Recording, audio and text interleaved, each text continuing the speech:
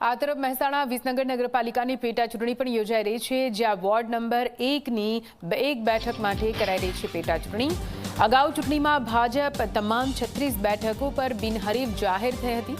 Ward 1માં 6662 મતદારો હોવાની માહિતી છે।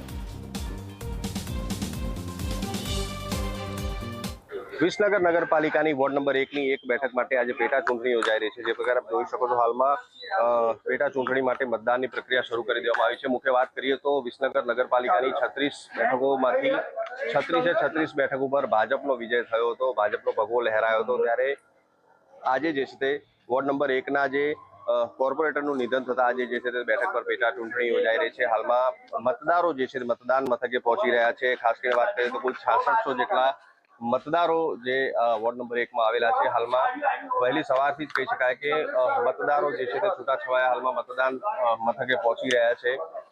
ઉંમરલાયક સહિતના જે લોકો, હું દ્રશ્યો બતાવીશ કે હાલમાં મતદાન કરવા માટે કહી શકાય કે પોતાનો મતાધિકારનો ઉપયોગ કરવા જે છે મતદાન મથકો પર પહોંચી રહ્યા છે। ત્યારે હાલમાં જોવું રહેશે કે જે પ્રકારે વિસનગર નગરપાલિકાની 36 બેઠકોમાં 36 બેઠકો ભાજપના ફાળે ગઈ હતી, ત્યારે હાલમાં જે છે ત્યાં માત્ર વોર્ડ નંબર 1ની એક બેઠક માટે જ્યાં પેટા ચૂંટણી યોજાઈ રહી છે, તેમાં ભાજપ ને કોંગ્રેસના બંને જે છે ઉમેદવારો મેદાને છે। જોવું રહેશે કે ભાજપ જે છે તે 36 બેઠક ઉપર સત્તા જાળવી રાખે છે કે એક બેઠક જે છે તે કોંગ્રેસના ફાળે જાય છે। તેજસ દવે, ઝી મીડિયા, મહેસાણા।